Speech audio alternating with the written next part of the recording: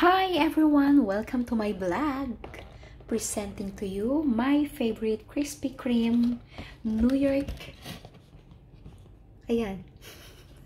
cheesecake. And this one is like a Boston cream in Dunkin' Donut. Naumpisahan ko na pong kainin yung isa kasi dalawa po yung in-order ko neto. That's my favorite po. Kasi meron po siyang parang pinaka-milk or custard sa loob. Ayan. And then, dito po is, ang toppings niya po is chocolate with peanuts. Ayan po. 19 dirhams po for 3 pieces. Yan po yung kanilang promo for today. So, let's gonna eat.